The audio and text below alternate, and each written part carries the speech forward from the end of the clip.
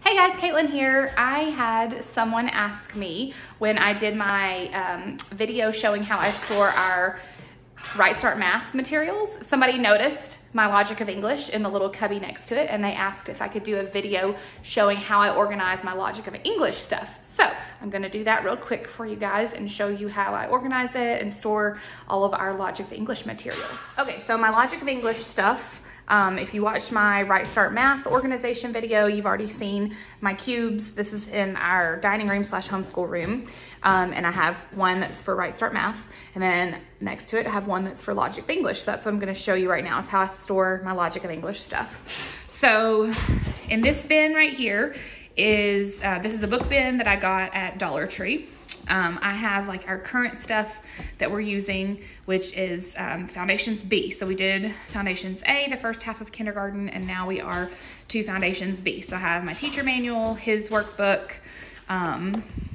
This is some cursive, the cursive guide or whatever that I laminated. His whiteboard, and then Whistling Whales, which is the little phonogram book that comes with the set. So there's what we're currently using. And then over here, I have some of the like quick reference guides that came with our original Foundations A. That's something I laminated that we'll use later. And our Doodling Dragons from Foundations A. So that's all kind of in the book bin. I also just have our Foundations A teacher manual over to the side. We're done with it for my oldest. I have younger kids that will come through and do it later, so I just kind of have it stashed to the side for now. This is not going to be a good long term, because as we get into C and to D, I can't just keep keeping everything right here, but for right now, it's fine. So behind the book bin, let me move that so you can see. In the back, these are the readers that came with Foundations B. So I just keep those back there and grab out the ones that we need. I'll show you this in a second.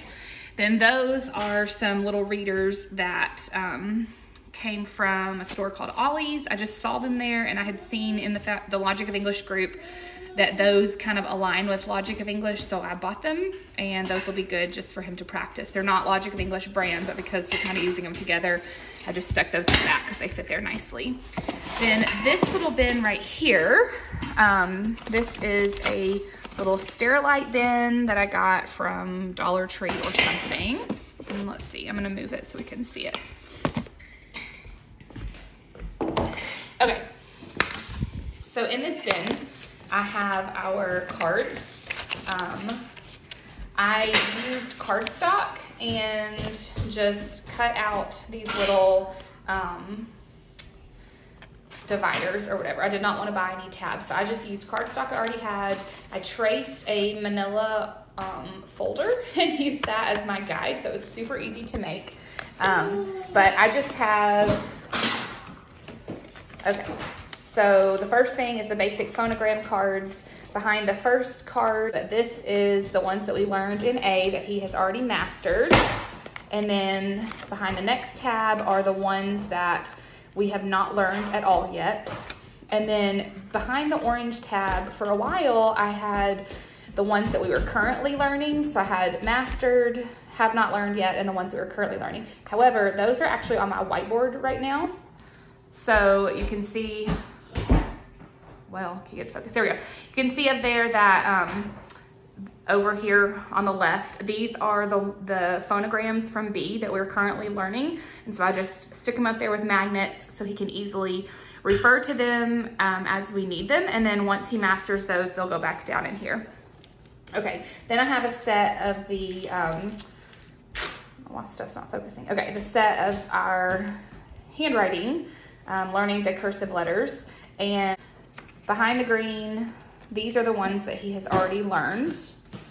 And then I don't have anything behind the pink right now. And then behind the orange is the stuff that he has not learned yet. And so we used these cards a bunch in A, and we have not been using them much in B because we have that laminated sheet I showed you, and we also have them up on the wall, and I'll show you that in a second. So we haven't been using these as much, but basically the same thing. I cut out 3 cards so I could have one for what we're working on, one for what we've mastered, and one for things we haven't started yet. I use that in A, but I have not used it in B. All right, behind that, I've got 3 of these little card containers. I'm pretty sure these came from the Target dollar spot in a 3-pack, if I remember correctly. They're like bigger than a soap holder that you would put bar soap in, more like a 3x5 index card type size. Anyway, so I have our book face phonogram game cards and our cursive phonogram game cards. And these are the phonograms we have not learned yet. So all the phonograms that we have not learned are in these two, separated by if they're the blue book face or the green cursive. The ones that we have learned are mixed together, cursive and book face, in this third one. And that way I can grab this out whenever we want to play Rotten Egg or whatever the other different games are that require you to have them. I've already got them separated out that we know these, and so I don't have to go through and sort them every time. So this is really the only one that we use. These are more just for storage. And then behind that, I've got just a baggie with some of the game cards that we had cut out from A and B that I wasn't ready to throw away yet. The high frequency words from level B, I have been laminating and cutting them out and putting rubber bands around them so that we can use those for review. In A, I did not laminate any. I just cut them out because most of those, it wasn't stuff we were going to circle back to. But in B, I went ahead and laminated them so that we could have them for review. And so I just have those rubber banded on the top. At some point, I'll put them in some sort of little container so that they're more contained. But right now, this is fine. So anyway, that is my little bin there. So that's most of our Logic of English stuff is right there. Like I said, I've got the current phonogram cards we're working with on the whiteboard. And then I've also got, well, I'll show you this first.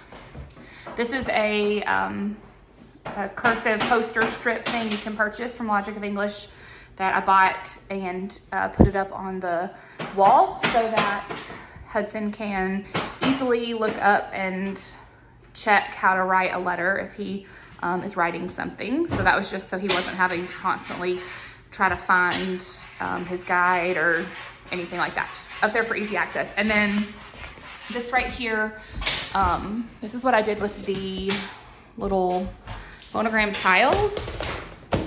I put magnets on the back of them. I bought these magnets off of Amazon and cut them and put, I don't know why my phone will not focus on stuff today. I'm sorry. Anyway, so these are all magnetized, and this is just a whiteboard magnetic. I mean, it's whiteboard, it's magnetic that I had from like high school or college. I don't know.